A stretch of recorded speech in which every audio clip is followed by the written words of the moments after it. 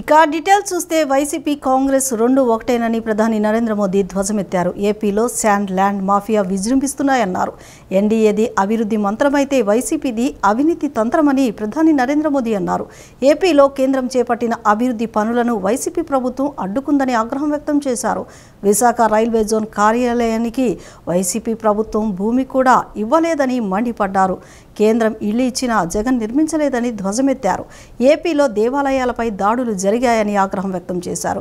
కూటమి ప్రభుత్వం వచ్చాక దేవాలయాలను రక్షిస్తామని మోదీ హామీ ఇచ్చారు. అనకాపల్లి జిల్లా రాజుపాలెంలో నిన్న జరిగిన ఎన్డీఏ కూటమి బహిరంగ సభలో ప్రధాని నరేంద్ర మోదీ పాల్గొని జగన్ సర్కార్పై నిప్పులు చెరిగారు. పోలవరం కోసం కేంద్రం 15,000 కోట్లు ఇస్తే ప్రాజెక్టు నిర్మాణాన్ని జగన్ అడ్డుకున్నారని ఆరోపించారు. ఏపీలో అనేక చక్కెర పరిశ్రమలు మూతపడ్డాయని, రాష్ట్ర ప్రభుత్వ విధానాల వల్ల చెరుకు రైతులు ఇబ్బంది పడుతున్నారని వెల్లడించారు. డబుల్ ఇంజన్ సర్కార్తో చెరుకు రైతుల జీవితాల్లో వెలుగులు నింపుతామని భరోసా ఇచ్చారు.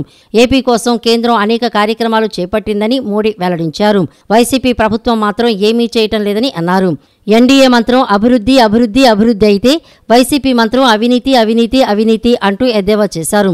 కేంద్రం చేపట్టిన అభివృద్ధి పనులను వైసీపీ ప్రభుత్వం అడ్డుకుందన్నారు. విశాఖ రైల్వే జోన్ కార్యాలయానికి వైసీపీ ప్రభుత్వం భూమి కూడా ఇవ్వలేదని, కేంద్రం భారీగా ఇళ్లు ఇచ్చినా ఈ ప్రభుత్వం నిర్మించలేదని దుయ్యబట్టారు. అనకాపల్లి బెల్లం, తెలుగు భాష రెండూ మధురమైనవే. ఏపీలో ఎన్డీఏ ప్రభుత్వం అధికారంలోకి వస్తుందని ప్రధాని మోడీ ధీమా వ్యక్తం చేశారు. కేంద్రంలోనూ ఎన్డీఏ ప్రభుత్వం అధికారంలోకి వస్తుందని, డబుల్ ఇంజన్ సర్కారుతో ఏపీ అభివృద్ధి చెందుతుందని అన్నారు. ఏపీలో దేవాలయాలపై దాడులు జరిగాయని మోడీ వెల్లడించారు.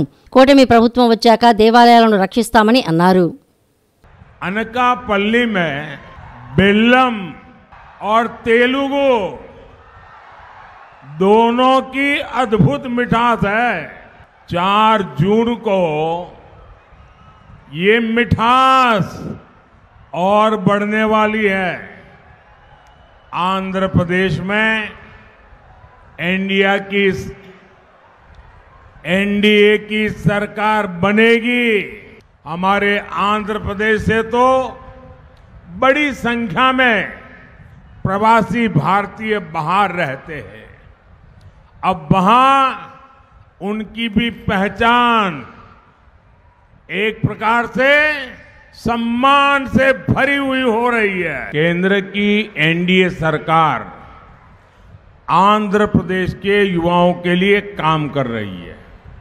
यहां IIIT-DM Kurnool, IIT Tirupati, Eicher Tirupati जैसे संस्थान बन गए हैं. विशाखापट्टनम में IIM की स्थापना हुई है. यहां युवाओं के लिए पेट्रोलियम यूनिवर्सिटी खोली गई है. पुदीमड़ाका में ग्रीन एनर्जी पार्क को भी मंजूरी दी गई है. वाईएसआर कांग्रेस का मंत्र है करप्शन करप्शन करप्शन. ये विकास के हर कार्य में ब्रेक लगा रहे हैं. हमने विशाखापट्टनम को अलग रेलवे जोन बनाने की मंजूरी दी, लेकिन राज्य सरकार रेलवे मुख्यालय के लिए जमीन नहीं दे रही है.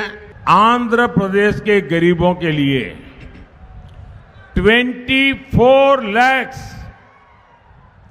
पीएम आवास स्वीकृत किए हैं, लेकिन वाईएसआर कांग्रेस ये सरकार इसके आधे घर भी गरीबों के लिए नहीं बना पाई. मोदी गरीब की पीड़ा दूर कर रहा है. ల్యాండ్ టైటిలింగ్ యాక్ట్పై దుష్ప్రచారం చేస్తున్నారని ముఖ్యమంత్రి వైఎస్ జగన్మోహన్ రెడ్డి మండిపడ్డారు. ఎవరి భూములపై వారికే హక్కు కల్పించడమే ఈ యాక్ట్ ఉద్దేశమని తెలిపారు. భూ వివాదాలు పెరిగి కోర్టుల చుట్టూ తిరుగుతున్నారని, వివాదాల పరిష్కారానికి కోర్టుకు వెళ్లాల్సిన పరిస్థితి రాకూడదని పేర్కొన్నారు. ఎలాంటి వివాదం లేదని ప్రభుత్వం గ్యారంటీ ఇస్తూ సంస్కరణలు తీసుకురావాలనేది మీ బిడ్డ ఆలోచనని సీఎం జగన్ తెలిపారు.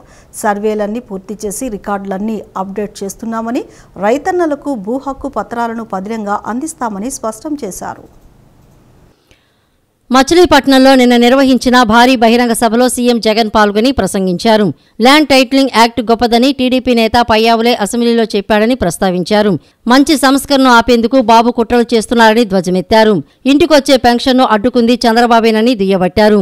బాబు తన మనిషి నిమ్మగడ్డతో ఫిర్యాదు చేయించి అడ్డుకున్నాడని మండిపడ్డారు. చంద్రబాబు కుట్రల వల్లే పెద్దలు అగచాట్లు పడుతున్నారని ఆగ్రహం వ్యక్తం చేశారు. ఆన్ గోయింగ్ స్కీమ్స్ ను కూడా చంద్రబాబు అడ్డుకుంటున్నాడని, లబ్ధిదారులకు డబ్బులు వెళ్లకుండా కుట్రలు పన్నుతున్నాడని నిపుణులు చెరిగారు. ఈ ఎన్నికలు 5 ఏళ్ల భవిష్యత్తు అని, జగన్కు ఓటేస్తే పథకాలు కొనసాగింపు, ఇంటింటా అభివృద్ధి జరుగుతుందని తెలిపారు. పొరపాటున బాబుకు ఓటేస్తే పథకాలు ముగింపేనని, బాబును నమ్మడమంటే కొండ చిలువ నోట్లో తలపెట్టడమేనని అన్నారు. చంద్రబాబువి అన్ని అబద్దాలు, మోసాలు, కుట్రలేనని, 14 ఏళ్లలో చంద్రబాబు ఒక్క మంచి పనైనా చేశాడా? చంద్రబాబు పేరు చెప్తే ఒక్క పథకమైనా గుర్తుకు వస్తుందా అని ప్రశ్నించారు. ఎన్నికలు వచ్చేసరికి మీరే చూస్తా ఉన్నారు. కొన్ని వారాల క్రితం అబద్ధాలు ఏ స్థాయికి తీసుకొని వెళ్ళారంటే, ఏదో ప్రైవేట్ ఆక్వా కంపెనీ కంటైనర్లో విశాఖపట్నానికి ఏకంగా 2 లక్షల కోట్లు విలువైన డ్రగ్స్ తీసుకొచ్చారు అని, ఇదంతా వైఎస్ఆర్ కాంగ్రెస్ పార్టీ పనే అని వీరంతా కూడా కలిసి ప్రచారం చేశారు. వాళ్ళ రాష్ట్ర వ్యాప్తంగా ఉన్న కిరాణా షాపులు నడుపుకుంటా ఉన్నా, నా అన్నదమ్ములందరినీ అడుగుతా ఉన్నా, నా అక్క చెల్లెమ్మలందరినీ కూడా అడుగుతా ఉన్నా, ఏమక్క మీ కిరాణా షాపులో అట చంద్రబాబు నాయుడు చెప్తా ఉన్నాడు, మీరంతా గంజాయి అమ్ముతా ఉన్నారట, సరుకులు కాదట అని చెప్తా ఉన్నారు. ల్యాండ్ టైటిలింగ్ అంటేనే ఆ పేరులోనే ఉంది ల్యాండ్ టైటిలింగ్ అంటే ఏమిటి అన్నది. ల్యాండ్ టైటిలింగ్ అంటే, ల్యాండ్ టైటిలింగ్ యాక్ట్కు అర్థం వారి భూముల మీద సంపూర్ణ హక్కులు రైతులకు, భూ యజమానులకు ఎల్లవేళలా ఉండేట్టుగా ఒక చట్టం చేయడమే, ఒక యాక్ట్ తీసుకొని రావడమే దాని అర్థము అని చెప్పి తెలియని ఈ మూర్ఖులకు ఈ సందర్భంగా తెలియజేస్తా ఉన్నా. ఈరోజు ఒకసారి గమనిస్తే, ఏ భూములు ఎక్కడ కొనాలన్నా కూడా ఆ భూములకు సంబంధించి ఏమేమో వివాదాలు మనకందరికీ కూడా కనిపిస్తూనే ఉంటాయి. భూములు కొనాలనంటే, ఈరోజు భూములు అమ్మాలనే వాడికి, భూములు కొనుక్కునే వాడికి కూడా ఈరోజు ఒక తెలియని భయం ఉంది. కాగితం మీద ఉన్న భూమి కంటే తక్కువగా ఉండటం, సబ్ డివిజన్ జరగకపోవడం, రికార్డులన్నీ అప్డేట్ కాకపోవడం, మ్యూటేషన్ జరగకపోవడం, ఇటువంటి అనేక భూ వివాదాలు పెరిగి అమ్ముకునే వారికి, కొనుక్కునే వారికి మనశ్శాంతి లేకుండా అధికారుల చుట్టూ, కోర్టుల చుట్టూ దశాబ్దాలుగా తిరుగుతూ వస్తా ఉన్నారు. మీ బిడ్డ తీసుకొచ్చిన సంస్కరణ ఏమిటో తెలుసా? ఇటువంటి వివాదాలకు తావు ఉండకూడదు. ప్రతి ఒక్కరికి కూడా వాళ్ళ భూముల మీద సంపూర్ణ హక్కులు ఉండాలి. ఆ హక్కులకు గ్యారంటీ ఇస్తూ గవర్నమెంట్ వాళ్ళకు తోడుగా ఉండేట్టుగా చేయడమే ఈ భూ ల్యాండ్ టైటిలింగ్ యాక్ట్కు అర్థం. ఎన్డీఏ గెలుపుని ఎవరూ ఆపలేరని, అవినీతి వైకాపా ప్రభుత్వం ఇంటికెళ్లడం ఖాయమని టీడీపీ అధినేత చంద్రబాబు ధీమా వ్యక్తం చేశారు. అధికారం ఉందని విర్రవీగిన వ్యక్తి జగన్ అని విమర్శించారు. 2047లో వికసిత్ భారత్ మోదీ లక్ష్యమైతే వికసిత్ ఆంధ్రప్రదేశ్ తన లక్ష్యమన్నారు. కేంద్రం సాయంతో పోలవరం ప్రాజెక్టు పూర్తి చేస్తామని హామీ ఇచ్చారు. సీఎంగా బాధ్యతలు స్వీకరించిన తరువాత తొలి సంతకం మెగా డిఎస్సీ పైన అని, ల్యాండ్ గ్రాంబింగ్ యాక్ట్ రద్దుపై 2వ సంతకం పెడతానని అన్నారు. అనకాపల్లిలోని రాజుపాలెంలో నిర్వహించిన కూటమి బహిరంగ సభలో టీడీపీ అధినేత చంద్రబాబు ప్రసంగించారు. కూటమి మేనిఫెస్టో ముందు వైఎస్ఆర్ కాంగ్రెస్ పార్టీ మేనిఫెస్టో వెలవెలాబోయిందన్నారు. 25 లోక్సభ, 160 శాసనసభ సీట్లలో కూటమిదే విజయమని పేర్కొన్నారు. పోలవరం పూర్తి చేసేందుకు, అమరావతి నిర్మాణం కోసం తెలుగు భాషను కాపాడేందుకే 3 పార్టీల కలయిక అని వివరించారు. ఉత్తరాంధ్ర సుజల స్రవంతి ప్రాజెక్టును పూర్తి చేసే బాధ్యత కూటమి ప్రభుత్వానిదని అన్నారు. ప్రజల భూముల పత్రాలపై జగన్ ఫోటో ఎందుకని ప్రశ్నించారు.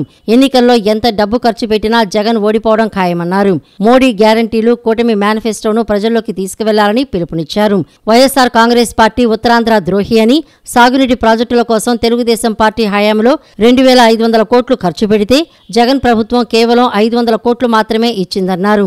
టీడీపీ అధికారంలో ఉంటే ఇప్పటికే ఉత్తరాంధ్ర సృజల స్రవంతి, పోలవరం ప్రాజెక్టులు పూర్తయ్యేవని అన్నారు. ఉత్తరాంధ్ర అభివృద్ధిని అడ్డుకొని ఇక్కడి ప్రజలకు ద్రోహం చేసిన వ్యక్తి జగన్ అని మండిపడ్డారు. టీడీపీ అధికారంలోకి రాగానే ఇప్పుడున్న 3,000 పింఛన్ను 4,000 రూపాయలకు పెంచుతాము. ఏప్రిల్ నుంచే దానిని అమలు చేస్తాం. లబ్ధిదారులకు ఇంటి వద్దే పింఛను అందిస్తామని తెలిపారు. నిరుద్యోగ యువతకు నెలకు 3,000 రూపాయల ఆర్థిక సాయం చేస్తామని చంద్రబాబు ప్రకటించారు. చాలా రోజులుగా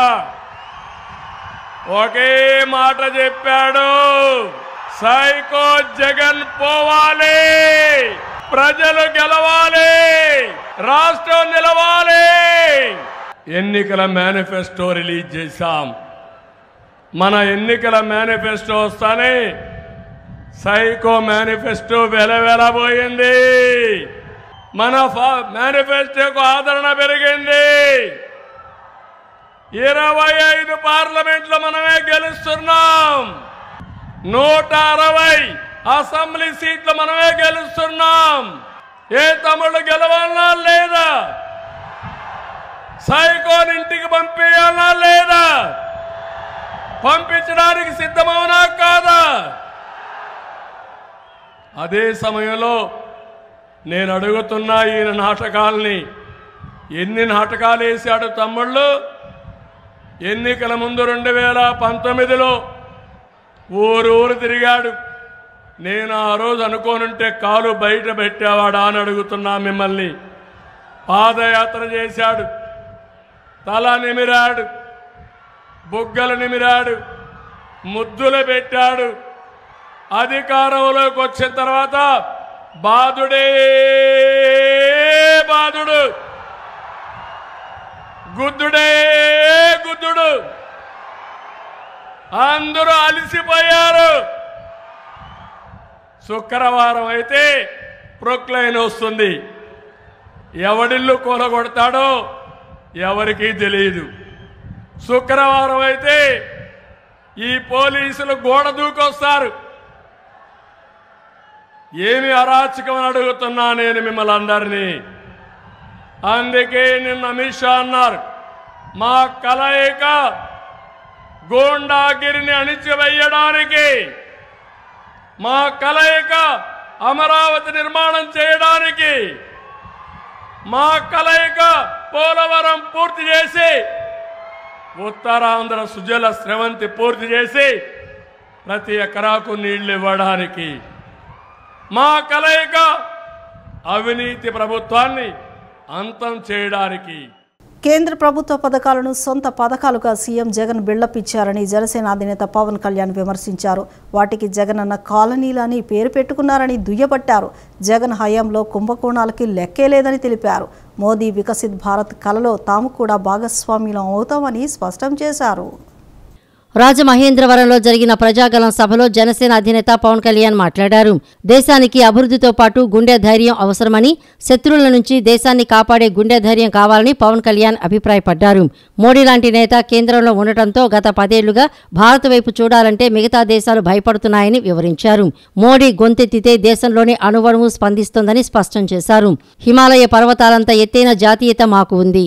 మోడీ ముందుండి ఏపీని నడిపించాలని కోరారు.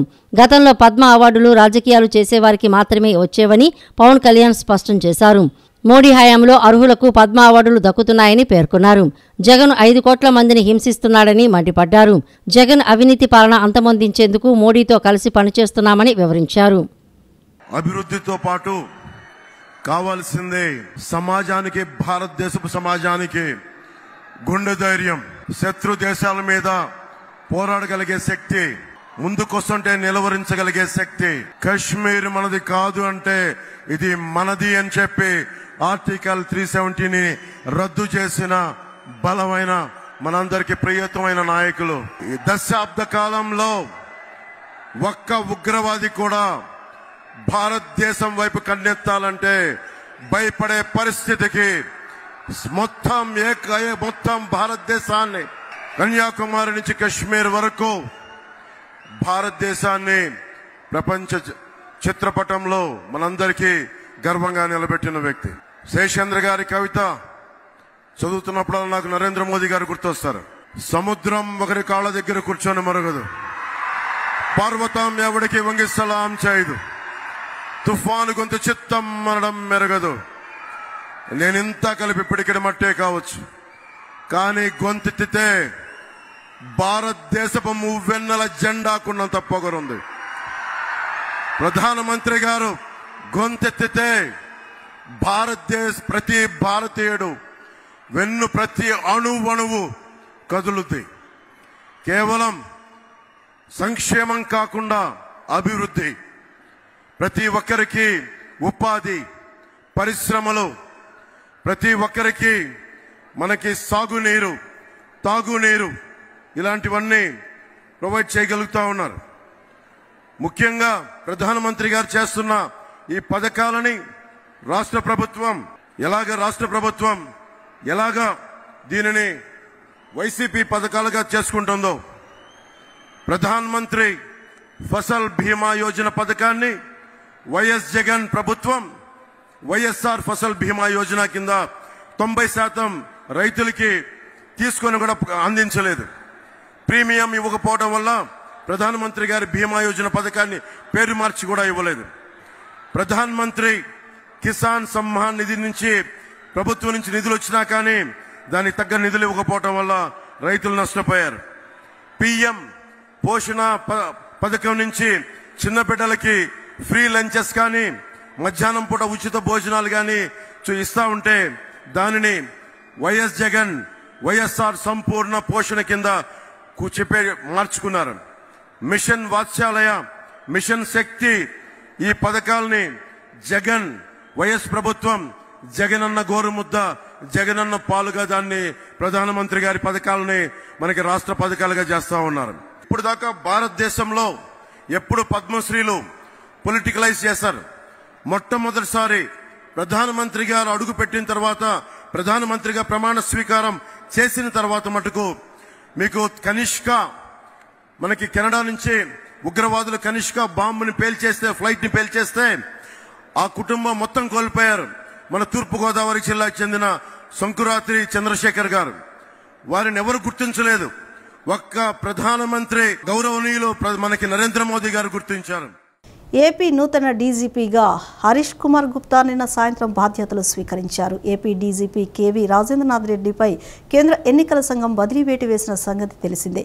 నూతన డీజీపీగా హరీష్ కుమార్ గుప్తాను ఎన్నికల సంఘం నియమించింది. ఆంధ్రప్రదేశ్ నూతన డీజీపీగా హరీష్ కుమార్ గుప్తా నిన్న సాయంత్రం బాధ్యతలు స్వీకరించారు. మంగళగిరిలో డీజీపీ కార్యాలయంలో పోలీసుల నుంచి గౌరవ వందనం స్వీకరించారు. అనంతరం పత్రాలపై సంతకాలు చేసి బాధ్యతలు స్వీకరించారు. ఏపీ డీజీపీ కేవీ రాజేంద్రనాథ్పై కేంద్ర ఎన్నికల సంఘం బదిలీ వేటు వేసిన సంగతి తెలిసిందే. ఈ నేపథ్యంలో కొత్త డీజీపీ నియామకం కోసం 3 పేర్లతో కూడిన ప్యానెల్ను రాష్ట్ర ప్రభుత్వం ఈసీకి పంపించింది. ఈ ప్యానెల్లో ద్వారకా తిరుమలరావు, మాదిరెడ్డి ప్రతాప్, హరీష్ కుమార్ గుప్తా పేర్లు ఉన్నాయి. వీరిలో హరీష్ కుమార్ గుప్తాను ఎన్నికల సంఘం ఏపీ డీజీపీగా ఎంపిక చేసింది. హరీష్ కుమార్ గుప్తా హోంశాఖ ముఖ్య కార్యదర్శిగా ఉన్న 1992 బ్యాచ్ ఐపీఎస్ అధికారి. ఈ నెల 13న ఎన్నికలు జరగనున్న నేపథ్యంలో జిల్లా మొత్తం మీద 85%, విజయవాడ అర్బన్లో 80% ఓటింగ్ లక్ష్యంగా వినూత్న స్వీప్ కార్యక్రమాలు నిర్వహిస్తున్నట్లు జిల్లా ఎన్నికల అధికారి జిల్లా కలెక్టర్ ఎస్ ఢిల్లీరావు తెలిపారు. ప్రజాస్వామ్యాన్ని స్ఫూర్తితో ప్రతి ఒక్కరూ ఓటు హక్కు వినియోగించుకోవాలని పిలుపునిచ్చారు. నగరంలోని డాక్టర్ బిఆర్ అంబేద్కర్ సామాజిక న్యాయ మహాశిల్పం సమీపంలో సైకత శిల్పి ఆకునూరు బాలాజీ వరప్రసాద్ చేతుల మీదుగా రూపుదిద్దుకున్న ఓటర్లను జాగృతం చేసే సైకత శిల్పాన్ని collector Dilli Rao, joint collector doctor P Sampath Kumar నిన్న ప్రారంభించారు. అనంతరం కలెక్టర్ ఢిల్లీరావు మాట్లాడుతూ జిల్లా స్వీప్ నోడల్ అధికారి చొరవతో సైకత శిల్పి బాలాజీ వరప్రసాద్ అద్భుతమైన సైకత శిల్పం రూపొందించడం చాలా ఆనందాన్నిస్తోందని అన్నారు. ఓటర్లలో ఇలాంటి వినూత్న కార్యక్రమాల ద్వారా అవగాహన కల్పించి తద్వారా ఓటింగ్ శాతం పెంచేందుకు కృషి చేస్తున్నట్లు తెలిపారు. ఓటు అమ్మకానికి కాదు, నేను ఖచ్చితంగా ఓటు వేస్తాను, డబ్బు, మద్యం, బహుమతులు వంటి ప్రలోభాలకు లొంగొద్దు అనే గొప్ప సందేశాలను బాలాజీ తన సైకత శిల్పం ద్వారా అందించారని అన్నారు. ఓటు విలువ తెలియకుంటే, ఓటు విలువ తెలియకుంటే దేశానికి చేటు. ఓటు కాగితం ముక్కనుకుంటే లేదు భవితకు చోటు. ఓటు విలువ తెలియకుంటే దేశానికి చేటు. ఓటు కాగితం ముక్కనుకుంటే లేదు భవితకు చోటు, లేదు భవితకు చోటు. ఓట్ అనేటువంటిది నాట్ ఫర్ సేల్ అనేటువంటిది, ఖచ్చితంగా ఓటు వేస్తానని చెప్పేసి ఒక చక్కటి కాన్సెప్ట్తో మనం ఎక్కడో ప్రతిసారి కూడా ఇది కోణార్క్ దగ్గర, భువనేశ్వర్ దగ్గర, మనం పూరి దగ్గర చూస్తూ ఉంటాం ఆ సుదర్శన పట్నాయక్ గారిలా. అలాంటిది ఇప్పుడు మన ఆంధ్రప్రదేశ్లో కూడా ఒక మంచి అలాంటి ఆర్టిస్టులు అనేటువంటి బాలాజీ లాంటి వాళ్ళు రావడం, దానిని ప్రజల్ని మామూలుగా ఇది చెప్పొచ్చు, బట్ ఒక శాండ్తో డిఫరెంట్గా చెప్తానేటువంటి ప్రజల్లోకి చక్కగా పోతుంది. అందు గురించి ఈ స్వీప్ యాక్టివిటీ అనేటువంటి చేస్తూ ఉన్నాం. సో మన ఇంత యాక్టివిటీ చేస్తున్నాము అంటే మన విజయవాడలో అంతకుముందు యావరేజ్గా వచ్చిన 66% ఈ 3 నియోజకవర్గాలు కలిపి ఇప్పుడు ఆ 80% ఖచ్చితంగా రావాలనుకొని చెప్పేసి సో కోరుకుంటున్నాను. సో ఈ అర్బన్ అపతి అనేటువంటిది సో పోతే తప్ప ఇది సక్సెస్ కాదు. సో ఎవరైతే ఉన్నారో కామన్ మ్యాన్ అనేటువంటిది వస్తారు, కానీ రిచ్ పీపుల్ వాళ్ళంతా కూడా అనేటువంటిది వాళ్ళు వచ్చి ఓటు అనేటువంటిది వేస్తే ఖచ్చితంగా 80% అనేటువంటిది వస్తుంది. Joint collector P Sampath Kumar మాట్లాడుతూ పట్టణ ప్రాంతాల్లోని నిర్లిప్తతను తొలగించి ఓటింగ్ శాతం పెంచేందుకు స్వీప్ కార్యక్రమాలు చేపడుతున్నట్లు తెలిపారు. ప్రజాస్వామ్య స్ఫూర్తితో ప్రతి ఒక్కరూ ఓటు హక్కు వినియోగించుకోవాలని పిలుపునిచ్చారు. మన జిల్లాలో ఓటింగ్ శాతం పెంచాలి అన్న ఉద్దేశంతో కలెక్టర్ గారు చేసేటువంటి అనేక ప్రయత్నాల్లో భాగంగా ఈరోజు ఈ ప్రయత్నం ఒకటి. ఎందుకంటే ప్రజల్లోకి ఈ మెసేజ్ పంపించాలి, వాళ్ళు వీటిని వినూత్నంగా రిసీవ్ చేసుకుంటారన్న ఉద్దేశంతో ఈ విధమైనటువంటి అవకాశాన్ని కల్పించడం జరిగింది. దీనికి సహకరించినటువంటి మా నోడల్ అధికారి శ్రీనివాస్కి, అదేవిధంగా సైకత శిల్పి అయినటువంటి బాలాజీకి కృతజ్ఞత తెలియజేసుకుంటూ విజయవాడ పట్టణవాసులకు అందరికీ జిల్లా తరపున ఒకే ఒక విజ్ఞప్తి, మన యొక్క ఓటింగ్ శాతాన్ని మనం 66 నుంచి 80% వరకు తీసుకెళ్లేటువంటి ప్రయత్నం అందరూ చేయాలి. దానికి సంబంధించిన ప్రతి ప్రయత్నాన్ని జిల్లా అడ్మినిస్ట్రేషన్ ఉపయోగించుకుంటుందని కోరుకుంటున్నాను. రాష్ట్రంలో సార్వత్రిక ఎన్నికలు పూర్తయ్యే వరకు 847 కోట్ల ఇన్పుట్ సబ్సిడీ నిధులను విడుదల చేయొద్దని కేంద్ర ఎన్నికల సంఘం ఆదేశాలు జారీ చేసింది. 2023 ఖరీఫ్ సీజన్లో కరువు కారణంగా 6,95,897 మంది రైతులకు నష్టపరిహారం ఇవ్వాలని వ్యవసాయ ఉద్యానవన శాఖ ప్రభుత్వానికి ప్రతిపాదనలిచ్చారు.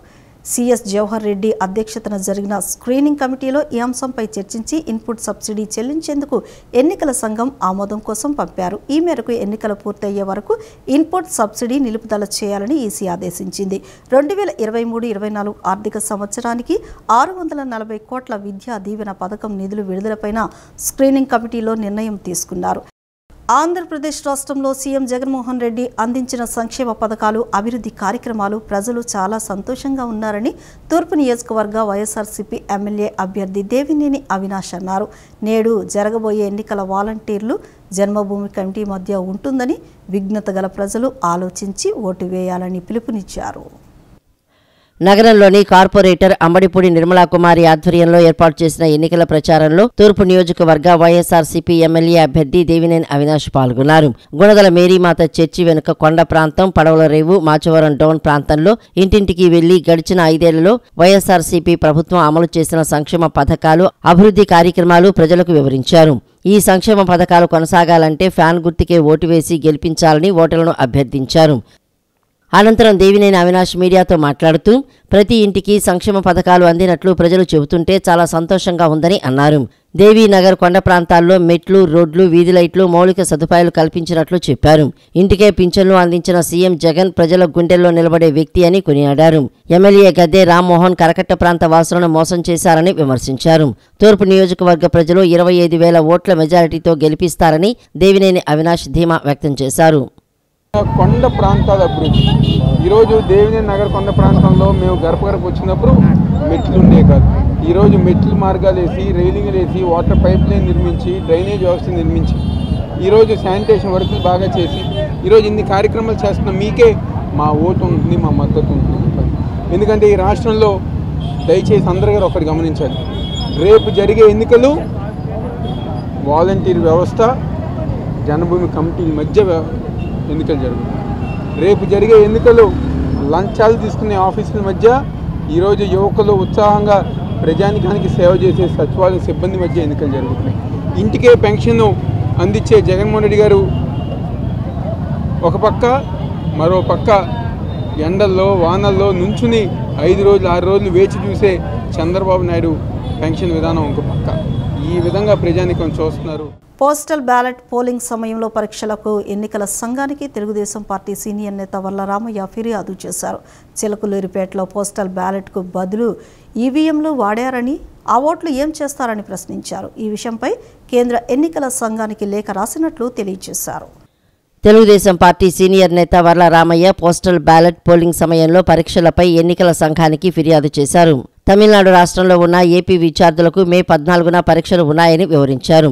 కాబట్టి వారికి ఓటు వేసే అవకాశం ఇచ్చేలా పరీక్షలు రీషెడ్యూల్ చేయాలని ఈసీని కోరినట్లు తెలిపారు. అమరావతిలోని వీటిలో 12, 14న పరీక్షలు పెట్టారని తెలిపారు.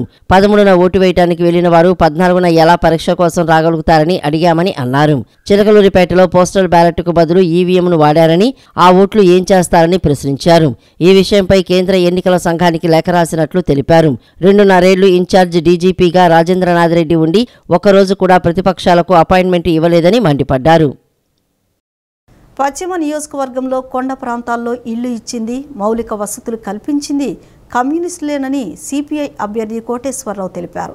గతంలో తాము చేసిన అభివృద్ధి గుర్తుపెట్టుకుని స్థానిక ప్రజలు తమకే ఓటు వేస్తామని చెప్పడం ఆనందంగా ఉందన్నారు.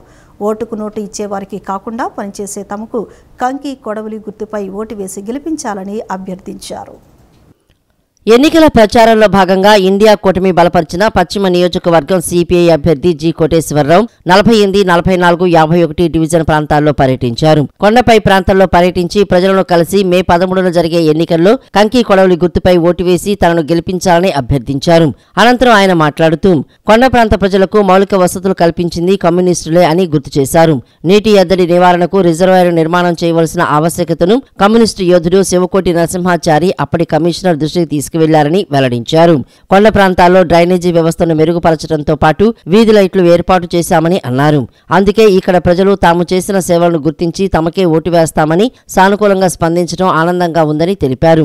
ఎన్నికలంటే సహజంగా ఎవరైనా నాయకులు ఓటర్ల వద్దకు వెళ్లి ఓట్లు అభ్యర్థిస్తారని, కానీ బీజేపీ తరపున పోటీ చేస్తున్న వ్యక్తులు డబ్బు సంచులతో వచ్చి ఓటర్ల వద్దకు వెళ్లకుండా కుల సమావేశాలు నిర్వహిస్తున్నారని విమర్శించారు. అలాంటి వ్యక్తులకు ఓటు వేస్తే రేపు ఏదైనా సమస్య వస్తే పట్టించుకోరని చెప్పారు. నిరంతరం ప్రజల మధ్య ఉండే కమ్యూనిస్టు నాయకులను గెలిపించాలని కోరారు. నాటి కమ్యూనిస్ట్ పార్టీ కార్పొరేటర్గా శివకోటి నరసింహాచారి కొండ ప్రాంతంలో ఉన్నటువంటి నీటి ఎద్దడిని గమనించి ఈ ప్రాంతంలో మంచినీటి రిజర్వాయర్ నిర్మాణం చేయాలని చెప్పి నాటి కమిషనర్గా ఉషారాణి గారిని తీసుకుని వెళ్ళి ఈ ప్రాంత ప్రజల మంచినీటి ఎద్దడి నివారణకు అక్కడ రిజర్వాయర్ నిర్మాణం చేయవలసినటువంటి ఆవశ్యకతని కమిషనర్ గారికి ప్రత్యక్షంగా చూపిస్తూ అక్కడికక్కడే కుప్పకూలి మరణించినటువంటి కమ్యూనిస్టు యోధుడు శివకోటి నరసింహాచారి. ఈ ప్రాంతంలో కొండ ప్రాంతంలో మంచినీరు అందించినటువంటి చరిత్ర కమ్యూనిస్ట్ పార్టీలకు ఉంది. కానీ ఈ రోజున మనం చూస్తే ఒక విచిత్రమైనటువంటి పోకడ విజయవాడ నగరంలో ఎప్పుడూ లేనటువంటిది ఈరోజు కనబడతా ఉన్నది. బీజేపీ తరపున పోటీ చేసేటటువంటి అభ్యర్థి ఎన్నికలు ఓట్లు అభ్యర్థించడానికి కనీసం ఓటర్స్ దగ్గరికి రాకుండా ధనదాహం ఎక్కువగా ఉండిపోయి అందరినీ కూడా కులాల వారీగా సమావేశాలు ఏర్పాటు చేసి వారిని ఆయన దగ్గరికి పిలిపించుకొని ఏసీ కళ్యాణ మండపాల్లో సమావేశాలు ఏర్పాటు చేసి అందరినీ వారి దగ్గర పిలిపించుకొని నోట్లతోటి ఓట్లు కొనుగోలు చేసుకొని అందల మెక్కాలనేటటువంటి ఆలోచనతో అహంభావంతో ప్రవర్తిస్తున్నటువంటి తీరుని ప్రజలు గమనిస్తూ ఉన్నారు. రాష్ట్రాన్ని ప్రత్యేక హోదా, రాజధాని, పోలవరానికి నిధులు విభజన చట్టం హామీలు అమలు చేయని ప్రధాని నరేంద్ర మోదీ ఏ మొహం పెట్టుకుని విజయవాడ వస్తున్నారని ప్రజలకు సమాధానం చెప్పాకే నగరంలో అడుగు పెట్టాలని విజయవాడ తూర్పు నియోజకవర్గ కాంగ్రెస్ అభ్యర్థి పొనుగుపాటి నాంచారయ్య డిమాండ్ చేశారు. కాంగ్రెస్ పార్టీ విడుదల చేసిన మేనిఫెస్టో దేశంలోని అన్ని వర్గాల ప్రజలకు మేలు చేసే విధంగా ఉందని, కావున తూర్పు నియోజకవర్గ ఎమ్మెల్యే హస్తం గుర్తుకు ఓటు వేసి గెలిపించాలని అన్నారు. నగరంలోని కృష్ణలంక రాణిగారి తోట ప్రాంతంలో తూర్పు నియోజకవర్గ కాంగ్రెస్ ఎమ్మెల్యే అభ్యర్థి పొనుగుపాటి నాంచారయ్య ఎన్నికల ప్రచారాన్ని నిర్వహించారు. ప్రతి ఇంటికి వెళ్లి హస్తం గుర్తుపై ఓటు వేసి ఎంపీ అభ్యర్థిగా భార్గవ్, ఎమ్మెల్యేగా తనని అఖండ మెజారిటీతో గెలిపించాలని ఓటర్లను పొనుగుపాటి నాంచారయ్య అభ్యర్థించారు. కాంగ్రెస్ పార్టీ విడుదల చేసిన మేనిఫెస్టో దేశంలోని అన్ని వర్గాల ప్రజలకు మేలు చేసే విధంగా ఉందని, ప్రజలంతా కాంగ్రెస్ పక్షాన నిలబడాలని పిలుపునిచ్చారు. టీడీపీ, వైసీపీ పార్టీలు వారిపై పెట్టిన కేసుల నుంచి బయటపడేందుకు నరేంద్ర మోడీకి మద్దతు పలుకుతున్నాయి తప్ప ప్రజలకు మేలు చేసేందుకు కాదని విమర్శించారు. రాష్ట్రానికి ప్రత్యేక హోదా, రాజధాని, పోలవరానికి నిధులు, విభజన చట్టం హామీలు అమలు చేయని ప్రధానమంత్రి నరేంద్ర మోడీ ఏ మొహం పెట్టుకుని విజయవాడ వస్తున్నారని, వీటన్నింటిపై సమాధానం చెప్పిన తర్వాతే విజయవాడ పర్యటించాలని పొనుగుపాటి నాంచారయ్య డిమాండ్ చేశారు. ఎందుకు మీరు నరేంద్ర మోడీ గారు ఆంధ్రప్రదేశ్ రాష్ట్రానికి మీరు వస్తున్నారు? ఈ 10 సంవత్సరాల్లో మాకు ఏం చేశారని చెప్పేసి ఈ ఆంధ్ర రాష్ట్ర ప్రజల దగ్గరికి మీరు వస్తున్నారని చెప్పేసి ముందు సమాధానం చెప్పి మీరు ఆంధ్ర రాష్ట్రంలో అడుగు పెట్టాలని చెప్పేసి నేను ఈ సందర్భంగా డిమాండ్ చేస్తూ ఉన్నాను. అదే పరిస్థితుల్లో జగన్మోహన్ రెడ్డి గారు కూడా గత 5 సంవత్సరాల్లో ఆయన మోకాళ్ళ దగ్గర మోకరెళ్ళడం తప్ప ఈ ఆంధ్ర రాష్ట్ర ప్రభుత్వానికి విభజన హామీలు సాధించడంలో కానీ 23 మంది పార్లమెంటు సభ్యులు పెట్టుకుని ప్రత్యేక హోదా సాధించడంలో కానీ పూర్తిగా వైఫల్యం చెందినటువంటి అటు నరేంద్ర మోడీ దగ్గర పూర్తిగా వైఫల్యం చెందిన జగన్మోహన్ రెడ్డి గారు కూడా రాష్ట్ర ప్రజలకు సమాధానం చెప్పాల్సినటువంటి బాధ్యత జగన్మోహన్ రెడ్డి గారి మీద ఉంది. అదేవిధంగా ఈ ఆంధ్రప్రదేశ్ రాష్ట్రాన్ని గాలికి వదిలేసి పోలవరం నిర్మాణాన్ని గాలికి వదిలేసినటువంటి నరేంద్ర మోడీ కానీ ఆయనకు సంబంధించినటువంటి నాయకులు కానీ బీజేపీ నాయకులు కానీ మాకు సమాధానం చెప్పాలి. మోడీని అడ్డుపెట్టుకొని ఇద్దరుగాడ పార్లమెంట్లో ఇక్కడ బీజేపీ ఉన్నట్టే అక్కడ దేశంలో బీజేపీకి అనుకూలంగా వీళ్ళ మీద ఉన్నటువంటి కేసులు దృష్టిలో పెట్టుకొని రాష్ట్రాన్ని పన్నంగా పెట్టి రాష్ట్ర ప్రయోజనాలను దెబ్బతీసేటువంటి చర్యలకు పాల్పడుతున్న టీడీపీ, వైసీపీ, జనసేన పార్టీలను చిత్తుచిత్తుగా ఓడించాలని చెప్పి ఇండియా కూటమి అయినటువంటి కాంగ్రెసు, కమ్యూనిస్టు, మార్క్సిస్టు, ఆమ్ ఆద్మీ పార్టీల అభ్యర్థులకు ఓటు వేసి గెలిపించవలసిందిగా ఈ ప్రాంతంలో తిరగడం జరుగుతుంది. ముఖ్యంగా పార్లమెంట్ అభ్యర్థిగా ఒల్లూరు భార్గవ్ గారు కూడా నిల్చొని ఉన్నారు. వారికి ఒక ఓటు, కమ్యూనిస్టు సోదరులకి పశ్చిమలోను, సెంట్రల్లోను, అలాగే తూర్పులో పొనుగుపాటి నాంచారి గారికి ఓటేయాలి. ల్యాండ్ టైటిలింగ్ యాక్ట్పై తాము అడిగిన ప్రశ్నలకు సమాధానం చెప్పకుండా చంద్రబాబు, లోకేష్లపై కేసులు పెడతారా అని టీడీపీ నేత నీలాయపాలెం విజయ్ కుమార్ మండిపడ్డారు. ప్రజల ఆస్తులు, భూమి పత్రాలు ప్రైవేటు సంస్థలకు అప్పగించడంలో జగన్ ఉద్దేశం ఏంటని ప్రశ్నించారు. ల్యాండ్ టైటిలింగ్ చట్టంపై తాము అడిగిన ప్రశ్నలకు నేటికి సమాధానం లేదెందుకు జగన్ అని టీడీపీ నేత నీలాయపాలెం విజయ్ కుమార్ నిలదీశారు. తాము అడిగిన ప్రశ్నలకు సమాధానం చెప్పకుండా చంద్రబాబు, లోకేష్ పై కేసులు పెడతారని మండిపడ్డారు. ఆస్తి క్రయ విక్రయాల తర్వాత భూపత్రాలు ఎక్కడ, ఎవరి వద్ద ఉంటాయని ప్రశ్నించారు. రివర్స్ బిడ్డింగ్ ద్వారా తమకు కాంట్రాక్టు వచ్చిందని క్రిటికల్ రివర్ సంస్థ బహిరంగ ప్రకటన ఇచ్చిందని అన్నారు. భూమి పత్రాలు డిజిటలైజేషన్ చేసి భద్రపరిచేందుకు ముందుగా ఎన్ఐసి పిలిచి తర్వాత క్రిటికల్ రివర్ కు ఎందుకు ఇచ్చారని ప్రశ్నించారు.